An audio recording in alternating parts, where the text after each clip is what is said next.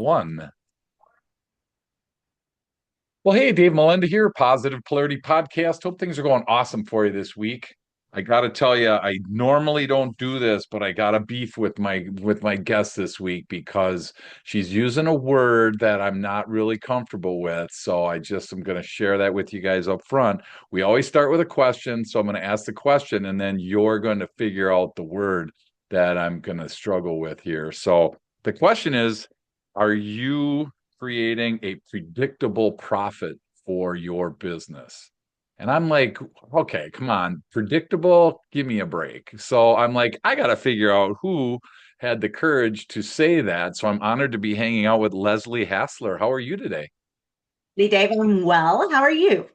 I'm well. I'm excited to learn about predictable profit because I have to say, in all my years, I haven't had those two words Piece together together. much in a sentence. And then there's a caveat after that, which it's like, okay, now I know there's something deeper here. This is all going to be done without burnout. And Yeah. like, I'm like, oh my gosh, this is going to be fantastic. So you are founder of a company called Your Biz Rules. So fill us in on what's going on at Your Biz Rules these days. Well, we have a lot of things going on at Your Biz Rules, but to understand what it is that we do, we are basically a fractional suite C-suite firm working with Okay. our clients. Oftentimes, clients that aren't ready to fully hire all of the C-suite and they need some support. But we do that, like you said, to get some predictable profits, usually to grow and scale. And from us, from our vantage point, we're trying to do it without the hustle and grind. So our goal is to get all the good things going in the business in a way that it actually improves the quality of life for our clients. Oh, wow. There you go. Well, that was it. Thanks for tuning in, everybody. Have a great week. Signing off. That's all, Howdy doody. right? That's it. That was it. That was super easy. Well, hey, I'm excited to unpack this. Again, the predictable thing I want to work through with you because it is something that I think a lot of entrepreneurs and business owners from around the world listening right now are like their ears are perked up because let's face it. I mean, look at the news, in where you see second quarter profits are up 40 million and then third quarter profits are down 42 million. I mean, it's just such a roller coaster ride. So we'll jump into that predictability piece. But first, I want to ask you about the C-suite thing because most people have heard that, but just because there might be somebody that's not familiar with what that is, kind of fill us in on when you say C-suite, what does that mean to you, Leslie? Sure. So, and I think it's becoming more common if you've heard of fractional CFOs, fractional COOs, fractional CMOs, that kind of concept. Really, the way we've grown Your Biz Rules is to bring all of that expertise into our company through team members who are subject matter experts.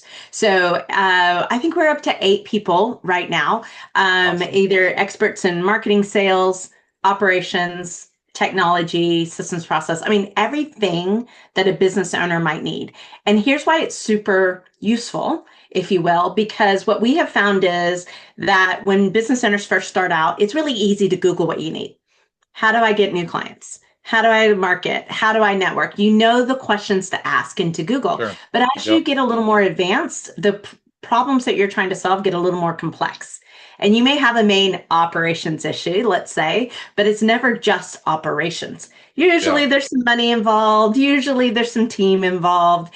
And a lot of businesses can't, those problems aren't big enough to hire specialists just for that. So our team really is that one-stop shop. Your main person's your main need, but oh, we need financial. Fine, your CFO is going to come in and work with you on what they need to, and then be able to go. So it's a little more fluid, kind of keeps everything under one house, and just means that we can move faster because our Sure. entire team is up to date with every client. So they just come in and they're like ready to go. Sure. Wow, that's awesome. And I think, like you said, Google, and I think Google's got to be like, the entrepreneur's best friend, and now it's Chat GBT, where I don't know the answer to something. So I asked this, crazy question.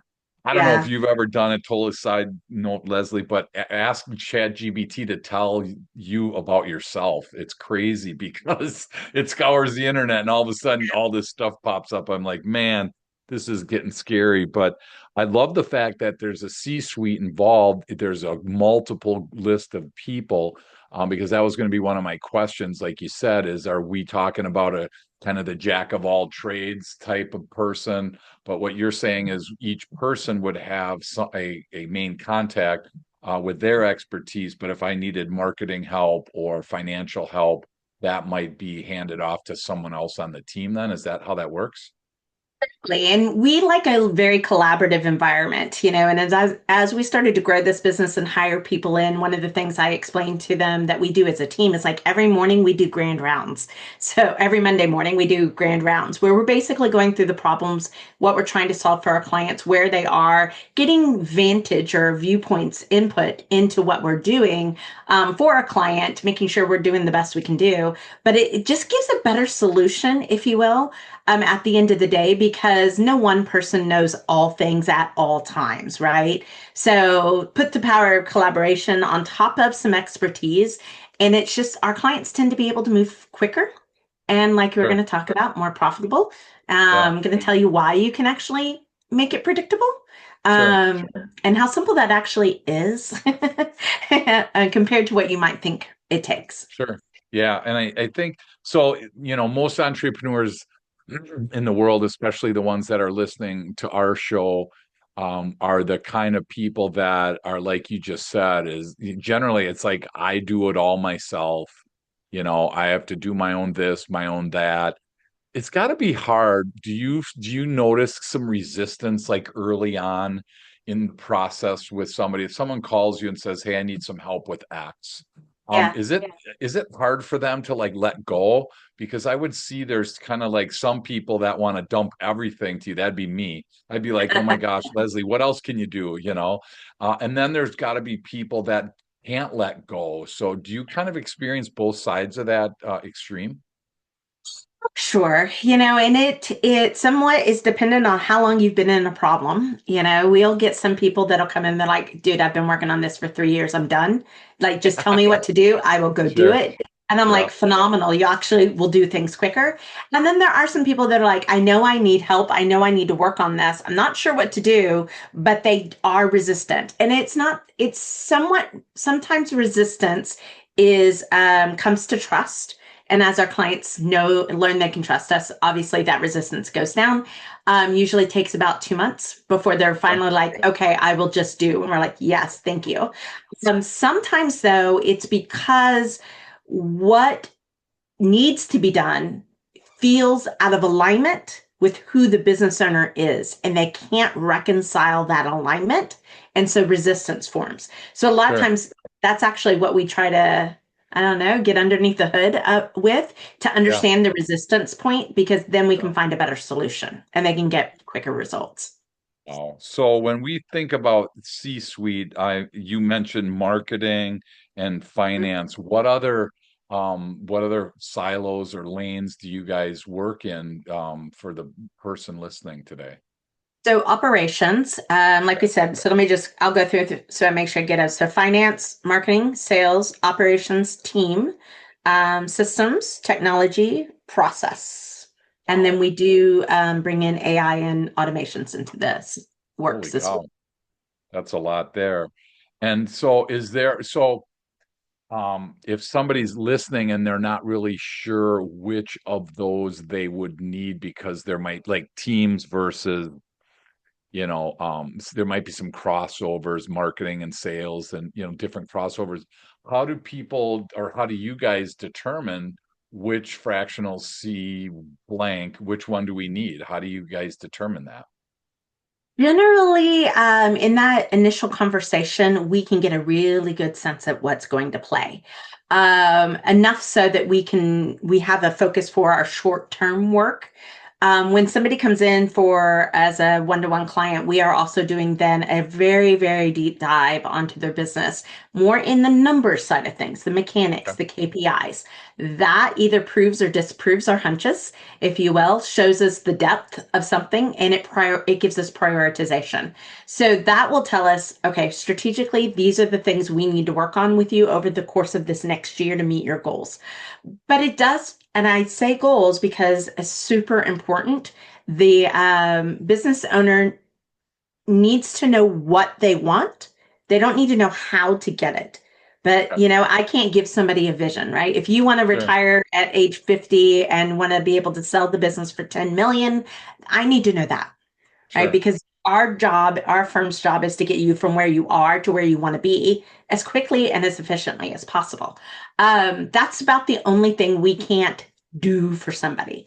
But Gotcha. we've had clients come in and they're like, I just want a better quality of life. I just want to Mhm. be able to leave at 4 so I can pick up my kids and not feel guilty about things.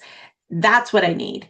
And that is a valid, obviously not a valid goal, but then we can turn around and say, in order for this to happen in this way, your business and your growth needs to be X or Y.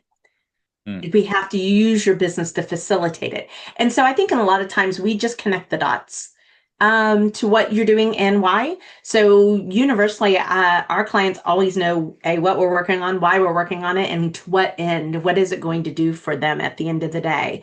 And then we Sure. just, kind of guide. So for instance, we've had a client come in and they were partners and the goal was quality of life.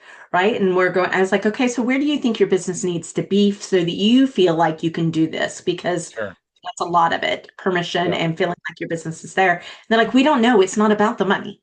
I'm like, okay, then I'm going to tell you what your business needs to be. And what we looked at was like, your business needs to grow about 60% from where it is for you to hire the staff to be able to offload enough stuff so you can Sure. walk out.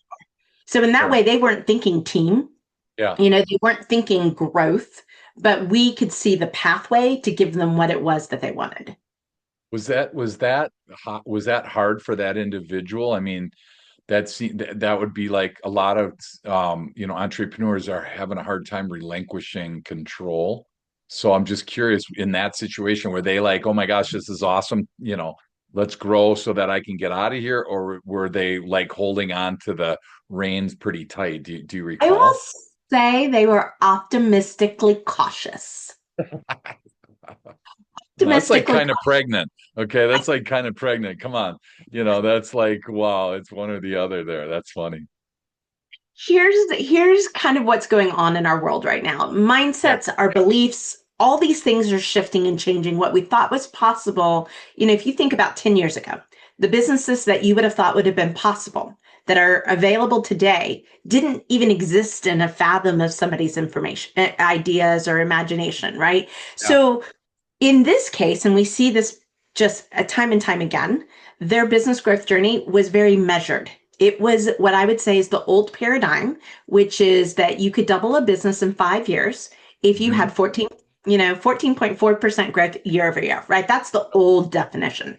So if Sure. I suddenly come in and I say, I'm going to double or triple or quadruple your business in 12 months, that's like, whoa, Nelly, what do you mean? What do Yep. you, that's Yep. going to go, that's going to break everything. And I'm going to die in the process, Right. Yep. right? That's the resistance. That's why you see people be cautious and they don't Sure. want to be disappointed. Usually if you've been in business long enough, you've had some disappointments. You try to be realistic.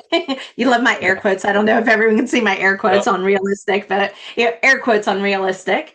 This is that's that initial resistance we talk about at the beginning because it just hasn't proven itself true. And so they're wanting it to be true, but they don't want to be disappointed if it isn't. And that I Sure. think is that cautiously optimistic Yeah. approach, but it's our job to kind of pleasantly surprise them. Yeah.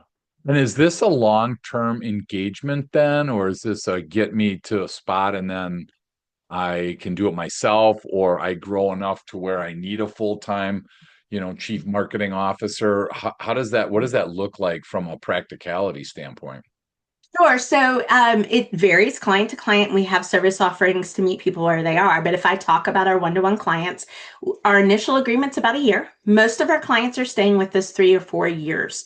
Okay. I do have a client who has like stepped down instead of meeting more frequently. We meet once a quarter. We have hired, an operations person in her company, that kind of has replaced some of the Okay. support that we were doing in there. Sure. So yeah, definitely can go in that direction. Other times we'll have clients that are here for maybe a shorter period of time because honestly, they reach their goals. They don't want Yeah. to grow anymore. They're in a rest and recovery phase, if you will, which is great. You need rest and recovery, and they're like, I'm cool. I want to be here for a while. And you're like, Yeah. phenomenal. If we, maybe then we just only do fractional CFO. We just keep up with their financials for them. So we have a lot of ways to ebb and flow, if you will, Yeah. to grow and to evolve with our clients. Wow. And it sounds so. My next book I'm working on is on business blind spots, and it's Okay. interesting because I could see where you guys expose a ton of blind spots for people, entrepreneurs. You're kind of you're under the hood, like you said. Yeah. You're changing the oil, you're checking the belts, you're doing all the that dates me because probably none of that happens anymore. But it's interesting because do you see people kind of with blind spots like, oh my gosh, I didn't know I had that in my organization? Or are they, I mean, do they kind of understand what's coming, or are they pretty surprised at some of the things that you guys find? Sometimes we do find the things that they're completely blind to. Sometimes we find all the dust bunnies too. All the stuff that's been kind of shoved into the corners. I'll deal with that Sure. later. Yeah. A lot of times, though, I think our clients have really good intuition. They just don't have the answers. And so they'll go, oh, I think it's X. And we're like, yeah, I understand why you thought that. Here's how we can see that, but actually it's Y. And here's Yeah. why. So let's play with Y and fix X in the process. And I was like, that's probably a lot more of the scenario. Is not we're always asking at the beginning that deep dive. We're like, before we start, what are your back of the neck Yeah. feelings? What makes the hair stand up on your head? What's keeping you up? What do you wish you knew? Right? Let Sure. me know these things because before we dive in, we can really find the answers for you. You must get some really unique answers to some of those questions. That's got to be crazy. I'm thinking like, stuff that you'd never think of. People, it's, again, entrepreneurs are all over the place. So, have you heard it all yet, or you think you still got plenty to go? Sure, we have plenty to go.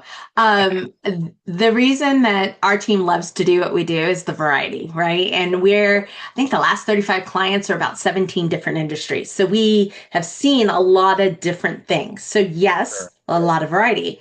And Yeah. no, business is good business. But I think one of the things that we'll find is there are some financials tend to be the least regarded, Oh, the least sure. paid attention to thing.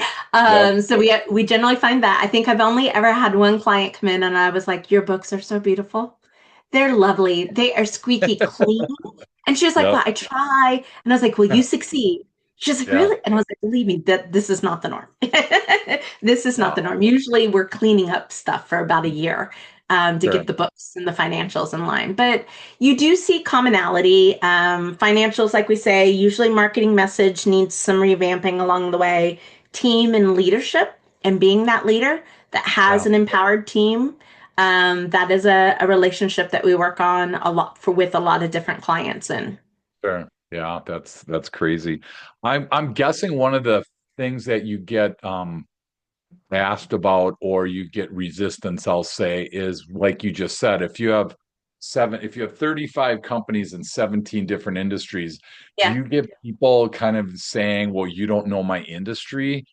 How do you overcome that? Because I'm assuming that, like you said, on one hand, a P&L is a P&L, but yeah. yet on the other hand, marketing to consumer versus, a B2B type scenario, there's got to be some vast differences there. So, do you then do research on that industry? How do you kind of, acclimate your team to new industries when they come about? So, a couple of things in there. So, of course, we're constant learners. The small business environment is shifting on a second by second basis. We can't rest on our laurels, if you will. So, we're always actively learning and researching and growing ourselves. But just like you said, if it's a brand new industry, of course, we're going to go do a deep dive and learn the things we need to learn and maybe the idiosyncrasies. But I think I think it's one of our fallacies to believe that somebody that's going to help you in your business has to be an expert on what you're an expert in. Sure. And Yeah. the truth is, there are actually a lot more similarities across businesses, we have B2B, we have B2C, we have manufacturing, we've had 100% services, blend of services. I've seen it all. Sure. There's some nuances. They're not that different, Yeah. right? Good marketing is good marketing at its bones. It has a Yeah. different words, it has a different angle, a different emotion that you're trying to sell. But that is Sure. all about your value proposition, who you are, what you do, and who your client is. If you Yeah. know that basic formula, that applies to every single industry out there. People are people. They want to Right. be seen, they want to be appreciated, they want to be valued, Yep. right? I don't care if you're talking about mechanics on your manufacturing floor or you're Yep. talking about your vice presidents, right? The pe- Good people management, good leadership is good leadership no matter what the industry is. Now there are Right. some things you can do, like we have some financial services firms. Compliance is an issue. My law Mm. firm's compliance and confidentiality is an Yeah. issue, right? We have to Yeah. know these things. There's some things my financial services firms, we can't do some things in marketing that drive me absolutely crazy. You can't use testimonials, and that is such a huge marketing value in any other industry, not that Sure. one. Wow. Laws are about the same because that's a confidentiality break to Sure. name your clients. So there's idiosyncrasies like that, right? Sure. But Yeah. you can work around them and understand them. I do think you just have to understand and have a partner that's conscious and not trying to apply a formula to everything. Sure.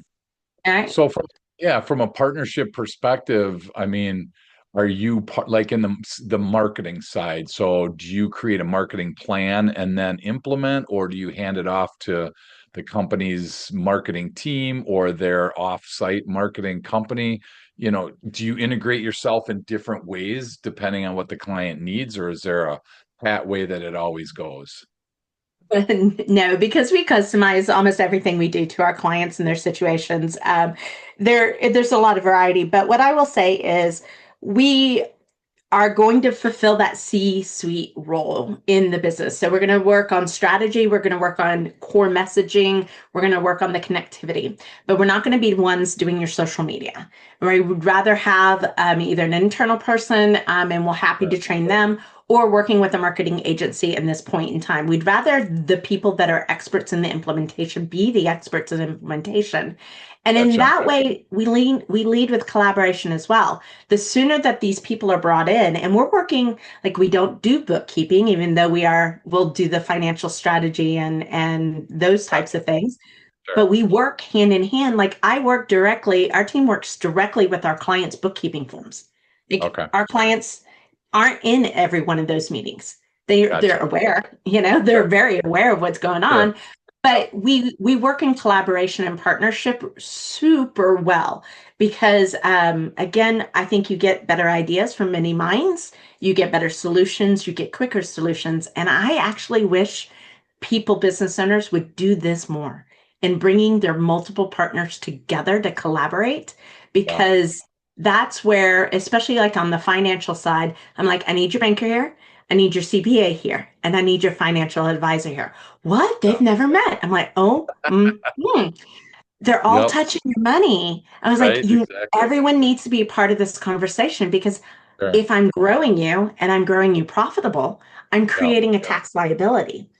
My specialty is not tax. I need your CPA to be looking at tax Sure. uh, tax reduction, right? Yep. In mitigating taxes. And then your financial advisor needs to be going, oh, well, then that means X, Y, and Z. So now I can help with the personal.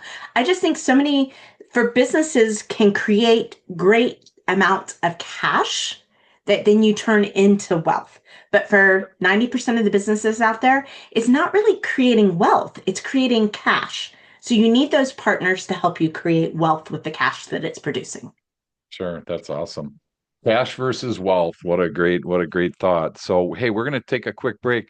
When we come back, Leslie, I want to kind of go back to your beginnings and talk through. You were in corporate America and you transitioned into owning your own company, and we love to unpack that. And then I want to talk about this scary, predictable word. So, those are the two things we're going to cover after the break. So, we'll be right back. Welcome back. Honored to be hanging out with Leslie Hassler, founder of Your Biz Rules, and Biz with a Z, just so you know, in case you're looking her up. It's yourbizrules.com is the website. So take us back. So you weren't always a business owner. You were in corporate America, we'll call it. You worked for Yeah. somebody else for a while. So Yeah. kind of, fill us in there. Because a lot of people listening right now, Leslie, would love to be like us where we own our own business. But they just really struggle with what does that transition look like. So again, I always caveat this, there's no right or wrong way. Her way isn't the right way or the wrong way. It's just a way. It may work for Yeah. you, it may not. So fill us in on how that was for you. Like, was there a twinge? I'll ask you first question. You were working for in corporate America. Was there like a twinge in your deep down in your gut, like, man, I want to do this myself, or I want to do something myself? Or when did you first notice that twinge that you had? Yeah, I'm going to surprise everyone. It was Oh, never my plan to become an entrepreneur. I And love it. Good here's job. why. So my parents growing up were entrepreneurs. Like would have a business, would go back to corporate, would have a business, would go back to corporate. And when I was a young teenager, they had a business that actually was doing something for us. And I grew up, probably should have been on assistance, but we weren't. Too proud, I think, for that. But this business was meaning like we could take a road trip vacation. We could go to McDonald's, right? It was changing our lives. And that Yeah, sure. was a good time. Like I remember that as a really good time. Yeah. Unfortunately, my parents, their CPA at the time embezzled the sales tax money. Ooh. And it wasn't small. And we didn't have the financial resources to weather that storm. So they were forced to declare bankruptcy. They lost the business. And singularly, it was the point in my life that went downhill. There was a Mm. lot of bad stuff that rolled after that. And I think in my young brain at the time, I said, business is bad for family. Therefore, I do have a high family value. It is one of my top three priorities, right? And so in my brain, I never wanted to put my family, my future family, into that position. But I was working, professionally. I was in advertising. I was actually in web dev, in web 1.0. So early 2000s when the dot-com bust hit. There That you was go. so much fun. That was you. I Good job. it was so much fun. And I remember my husband and I, we were just recently married. We had gotten back from a weekend ski trip and he got laid off. Came back on Mm. Monday. He found out he wasn't going to have a job. And at that time, same week, my company starts doing layoffs. And I walked into my boss and I was like, if you're going to lay me off, I need to know now. I need a heads up so I can start looking for a job. And he said, Leslie, you'll be the last one we let go. And I looked at Nice. him. I was like, in that case, I need a raise because my husband was laid off. I do have some Sure. gumption. I was like, that Yeah. way, I was like, first off, I need a raise. And second off, that's not a great thing to tell me because Yeah. that means all the responsibility will come to me. Now, and I was in my young 20s. So I was like, I can read the writing on the wall. But even at that job, I saw myself in the business of me. So I was always very conscious about the salary time exchange, if you will, Sure. and monitoring that. I mean, I like productivity, I like efficiency, I have that little bit of a gene in me. Um, and I did really great work. But as the dot com was doing layoffs, I was in a meeting with my director and I had a legal size college ruled piece of Mm. paper where every line had two columns of things that needed to be done, and I had to go over to the next page. Oh, And I was like at the ripe age of 28, had a mental breakdown in the middle of wow. a conference room, like slumped to the floor, Oh started no. crying. I could not do any more in this company. Wow. It was so bad, my director drove me an hour home Mm. because I couldn't even drive. I really was bad. My vice president called and he's like, take all the time you need, do some rest and recovery. And what he did not know that I was doing was going, can I afford to quit? Yeah. Because I'd read a magazine, it was real simple, and there was, one of the call out quotes, and the call out quote said, I found my job to be toxic, my soul. And I was like, that's it. Yeah. This job is toxic to my soul and it's killing me. So I Okay. made, I spent the next 2 days plotting. I'm great at strategy. I'm great at Yeah. seeing how to get from point A to point Z, right? And I Sure. plotted how long do I need to work and what am I doing next? And I actually went back to school. I think I worked 6 more months. I paid off a car. I got prepped to be able to reduce our household income, by one. And then I went back to school and did interior design. And as I came out of design school, I did spend a couple of years working for people. Other businesses is what you need to do to get licensed. Sure. Um, and I had this is when the moment came to be the entrepreneur. It was a Wednesday. I was working for another small firm, and I found out I wouldn't have a job by Friday. And the response was, well, Leslie, you're really good at what you do. I'm like, I hear this all the time. Yay. And they're like, but I can't afford to keep you. I'm like, Yeah. why not? If I do such a good job and I'm making you money, how can you not afford to keep me? Sure. That is what led me into opening up my first business. And so I like to say I was an accidental entrepreneur.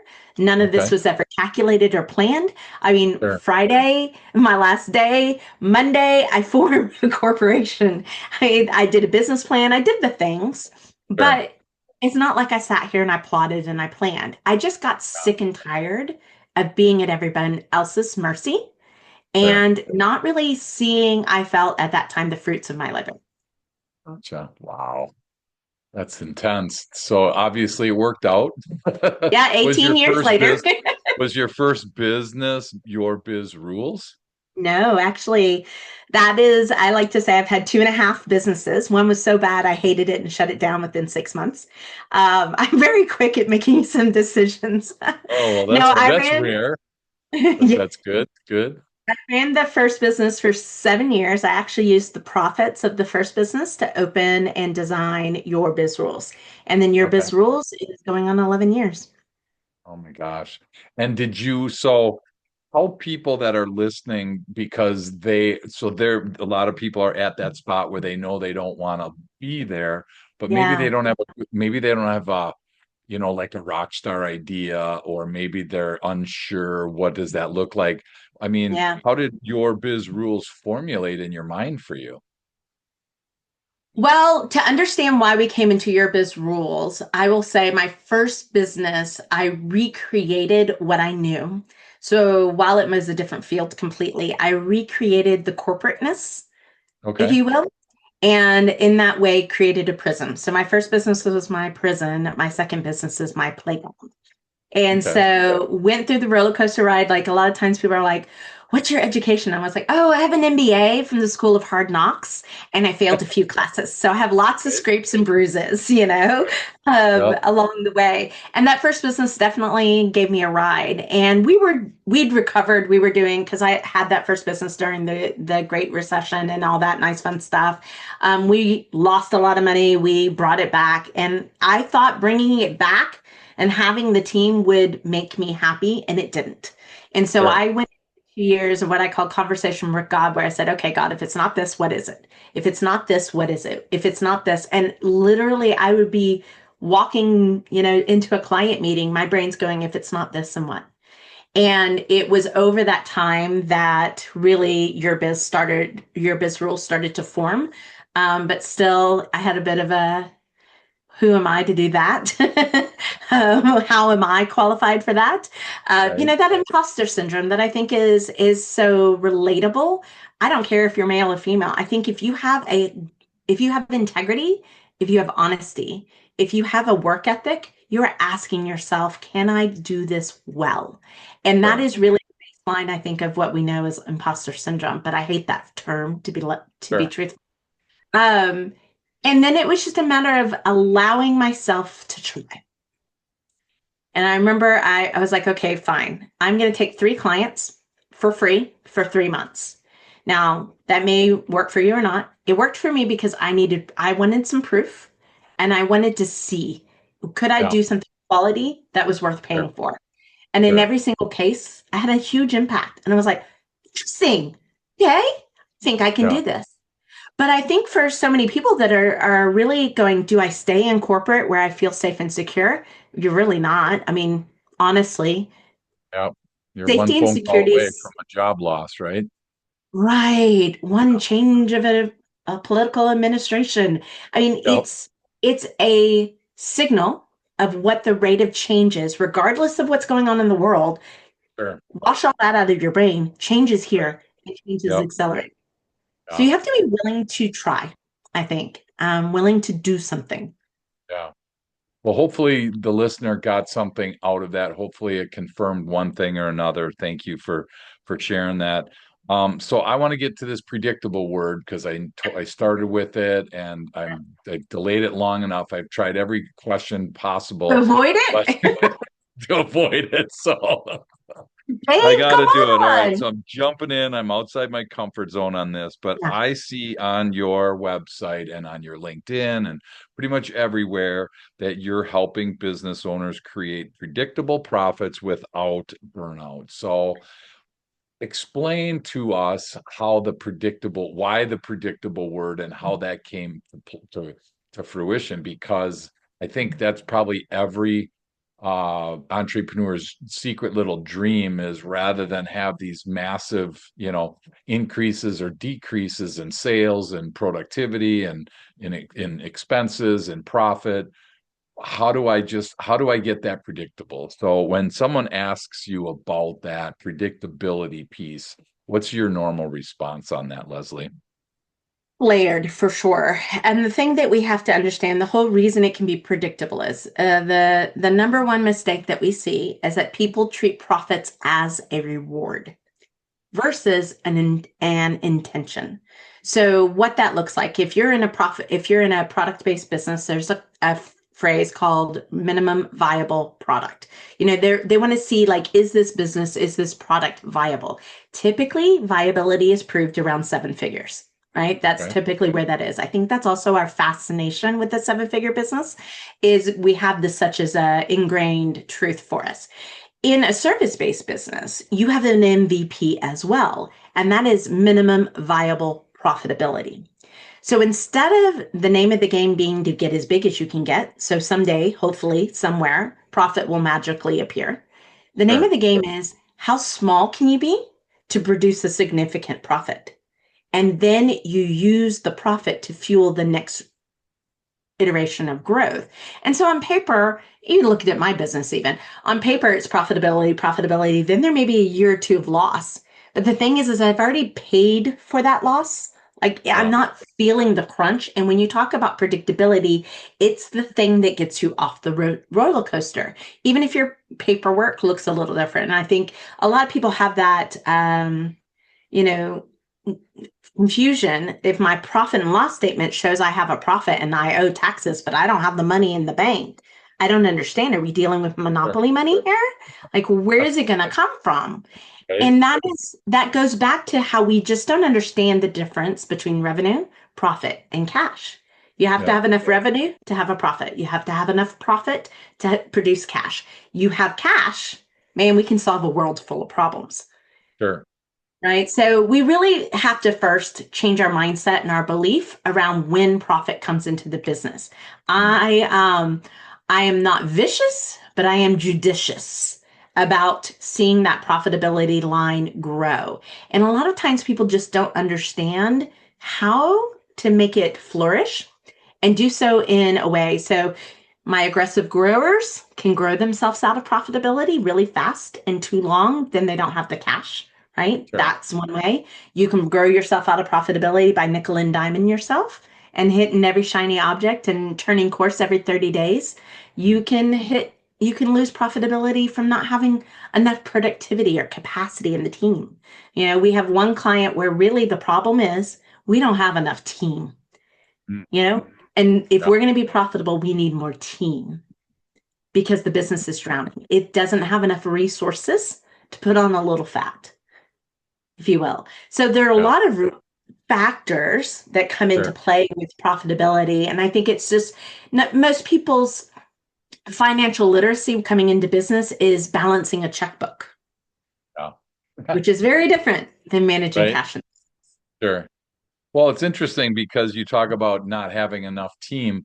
That probably was like nails on a chalkboard to a lot of the entrepreneurs because they're constantly trying to reduce expenses. They're constantly trying to, keep that down as low as they can.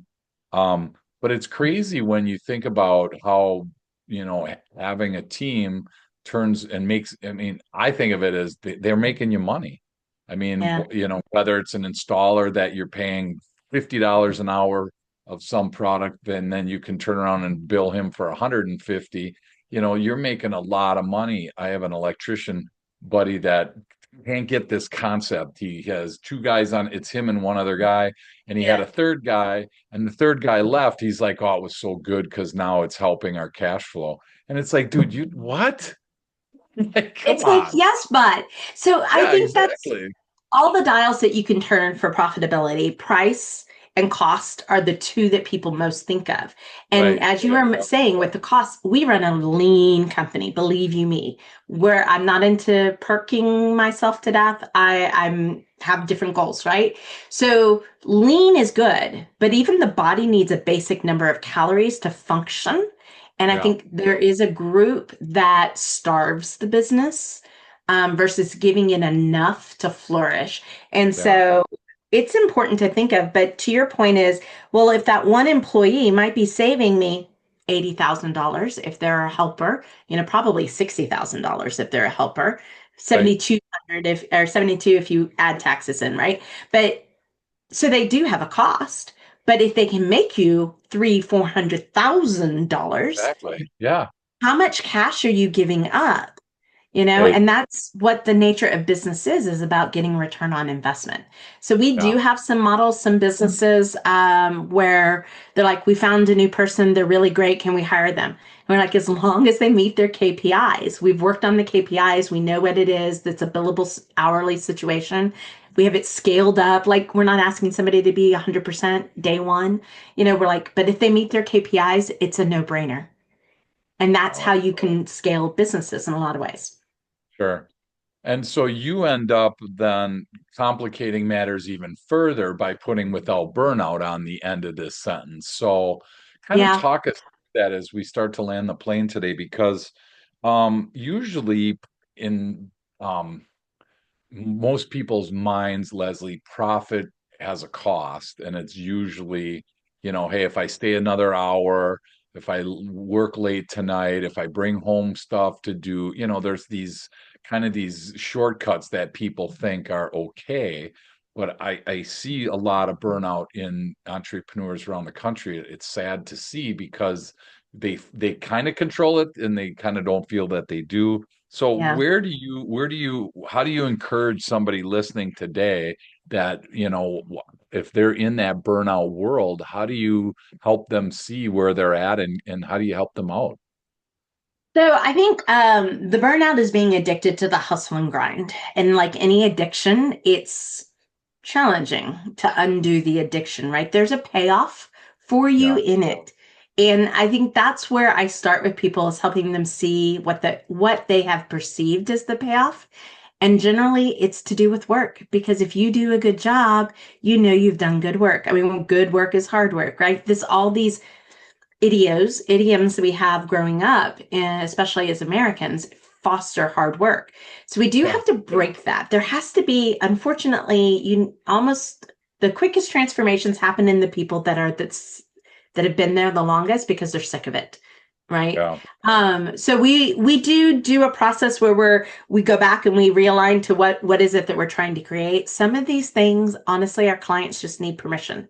I joke that I'm going to walk around with a permission slip book and just go, I'm giving you permission to leave at 4. Why is this a Yeah, big deal? Just leave at 4. They're like, but I can't.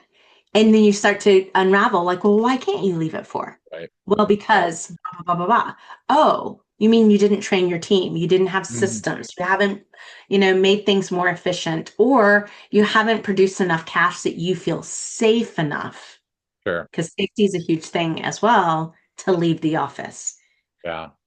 I ask my clients, like, when is enough enough? Like, what is Yeah. enough, right? That's a really hard question because people kind of lose sight of a lot of that. And I'm just curious.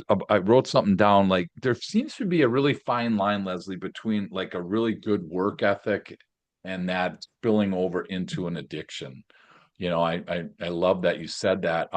Do you think that is it a fine line, or is that a pretty are those two pretty far away camps in your world?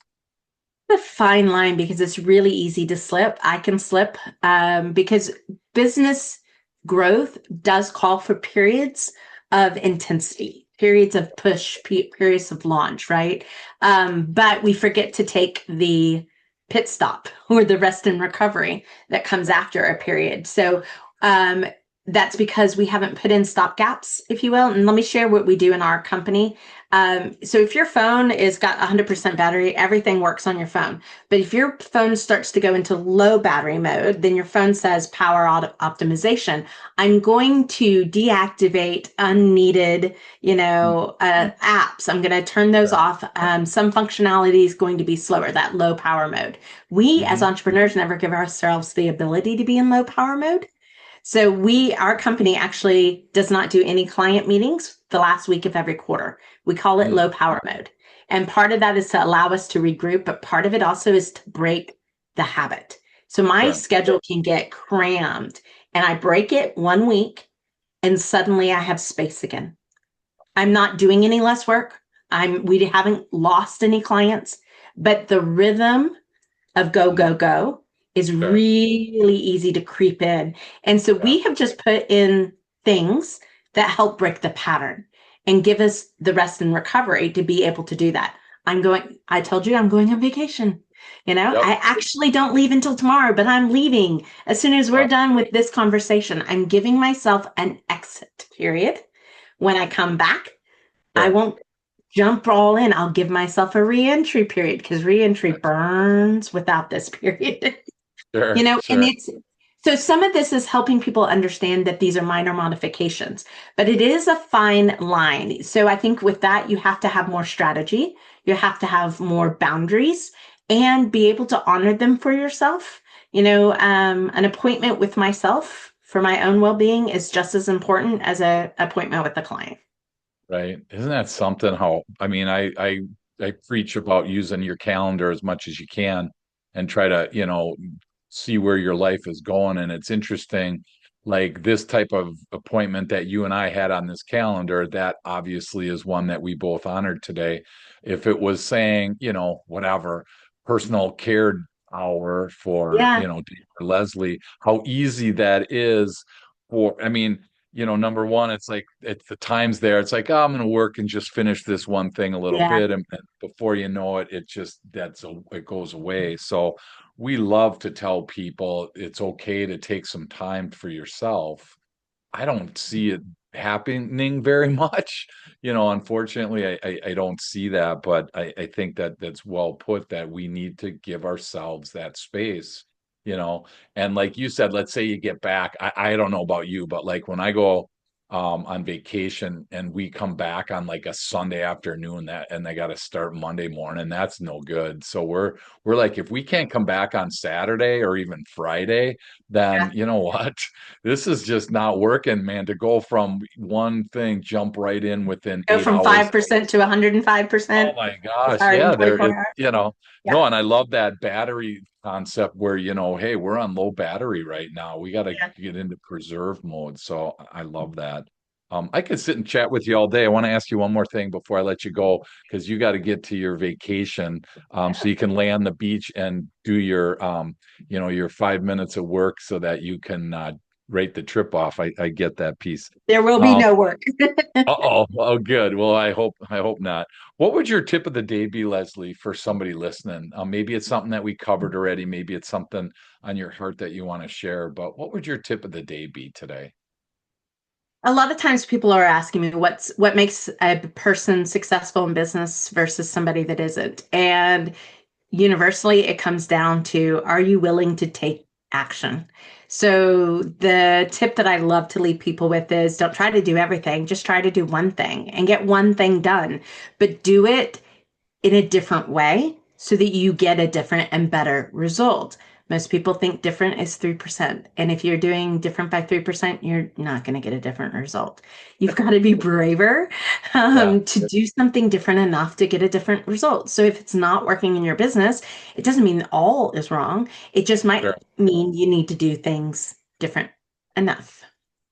That's cool. Try something different. I like that. Get something done and try it in a different way. So maybe it's taking a different way home tonight. Maybe it's going to a different restaurant. Maybe it's trying a new food piece, whatever. But I think that's well said. So hey, listen, Leslie, if somebody wants to learn more about you, if they're interested to kind of have a discussion with you about your biz rules or any of the things that we talked about today, what's the best way for people to get a hold and connect with you?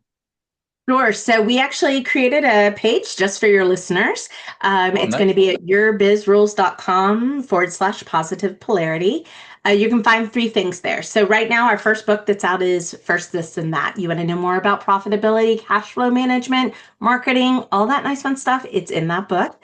We've got a free book guide that you can download. And if you're looking for something more, if that fractional C-suite is appealing and you'd like to know more, then you can schedule some time and we'll chat about it. That's awesome. And you are finishing up your new book, Huh. Scaling Rich. So, Yes. and you're not going to work on that on the beach. You're really No, seriously not going to work on that. no computer. I need a break. Are I'll you work even bringing and a computer I'll with date you? myself. All work and no play makes this Jack a dull boy. So we're I know no I'm gonna read some fiction. I'm gonna walk around with my husband. We're going snorkeling. I'm gonna walk on the beach. It's how I stay at my best. Yeah. But the computer staying right here in the office. And Oh, believe me, it wow. does pain me not to finish this book because I am an I was just going achiever. to ask if the thing talks like our little pantry talks, the cookies talk at night, Dave, Dave, so hopefully your computer, once you leave the house, it can talk all at once. It can't come along. So, but let Just me can't come know along. because yeah, let your family know they may have to ship that down from Texas down to where you're going. So, there's always No, that. So they know. that's They know it's actually. I'm luck. They're lucky. I take my phone. I really do go off almost all electronic, wow. because then I'm not tempted to check. Yeah, You know. yeah. So do you have email on your phone? Yes. So you're going to check that? I have been known to uninstall all my emails, all my Oh social my media, God. There because you go. I'm a little OCD about a few things. I don't know if that came across at all, and email checking is one of them. I don't know. It's Okay. like I feel like the lottery, I'm going to win the lottery in it or something like that. Right? So it is a Yeah. subconscious habit, and I will take off all the apps off my phone that I feel like are not adding to the quality of Yeah. life, but Yep. detracting from it. And Wow. it's a little bit like you keep picking up your phone, you're like, oh man, it's not there, darn. Oh man, it's not there, darn. And if I take my password Uh-oh. Then stuff you're off, done. then I can't even figure it out because I don't know any passwords. I have a Crazy. password locker for that, right? Yeah, So yeah, exactly. I practice what our entire company practices what we preach. Good. If we see somebody in our team pinging in on a vacation, we're like, stop it, go Uh-oh. away. You're Cool. not supposed to be here, but no buts, go away, be on Sure. vacation, Wow, be that's off. great. Awesome. Well, hey, I wanted you to start your vacation early, so thank you so much for hanging out. Today was awesome. And to the listener, I just want to encourage you to not just jump into your next activity, but think about what Leslie said. There was some great things. We talked about burnout, we talked about blind spots, we talked about different business ideas. And I'm hoping that something resonated with you. Again, if you feel compelled, reach out to Leslie and Let her know how you are and let her know what she can help you with. It sounds like a great opportunity if you're not loaded with your C-suite people, if you need a fractional C whatever. I mean, I learned new ones. I didn't even know there was a team, it's like CTO, I guess. It's like, oh my gosh, this is awesome. So thank you so much for sharing today. And I can't wait I'm hoping, well, there won't be pictures on Facebook or anything from where you're going. So I mean, While although my we'll team's just have asked to me for them. we'll just have to take your word that you were there. So that's awesome. Thank you so much for hanging out with me today. Thanks, Dave. I've enjoyed it. Y'all have a great one.